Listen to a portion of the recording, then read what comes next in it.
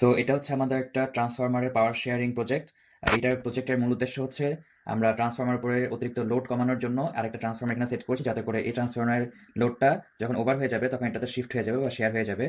So এইখানে ৩টা safety আমরা মেজার করার চেষ্টা করছি। সেটা হচ্ছে ওভার কারেন্ট, ওভার টেম্পারেচার, আর হচ্ছে যদি আমাদের একটা ট্রান্সফরমার 3 অ্যাম্পিয়ার, দুইটা মিলে আমাদের 6 অ্যাম্পিয়ার। যদি 6 অ্যাম্পিয়ারের উপরে আমাদের লোড চলে যায় তাহলে অটোমেটিক এটা কাট অফ হয়ে যাবে, অটোমেটিক ট্রান্সফরমার কাজ করা অফ করে দিবে for the purpose of the safety of for the transformer. So এখন যদি আমি পাওয়ার দেই, তো পাওয়ার আমরা এখন ট্রান্সফরমারে দিলাম। এখন তারপর দিলাম হচ্ছে আমার আরডিওনোতে। সো আরডিওনো দেওয়ার পর আমার আরডিওনোর এখানে দেখা যাচ্ছে যে এখনো কারেন্ট 0.5 অ্যাম্পিয়ার আসতেছে এবং এখানে 4টা মোটর আছে লোড হিসেবে। তো আমি আপাতত বোঝার সুবিধার্থে সেট করে রেখেছি যে আমার এই ট্রান্সফরমারে কীভাবে এমনভাবে কোড করেছি যে 1.5 অ্যাম্পিয়ারের উপরে যদি কারেন্ট দেওয়া হয় তাহলে এটা অটোমেটিক শিফট করবে, যেহেতু আমাদের 3 অ্যাম্পিয়ারের লোড ছিল না কাছে। তো আমি যদি লোডটা দেই, this is my first load, it starts spinning and এখানে আমাদের কারেন্ট চেঞ্জ হচ্ছে 0.71 অ্যাম্পিয়ার। এখন যদি সেকেন্ড লোডটা দেই, হয়ে গেছে 0.86, প্রায় 1 অ্যাম্পিয়ার। এখন যদি আমি থার্ড লোডটা দিই, আমাদের লোড হয়ে গেছে প্রায় 1 পয়েন্ট, একটু ওয়েট করি আমরা যেন লোডটা একটু বাড়ে।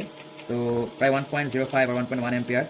এখন যখন আমরা ফোর্থ লোডটা দিব তখন একটু ওয়েট করবো, যে আমাদের এখানে ট্রান্সফরমার 1-এ আসছে, এটা চেঞ্জ হয়ে ট্রান্সফরমার 2 হয়ে যাবে যখন এটা ওভারলোড হয়ে যাবে।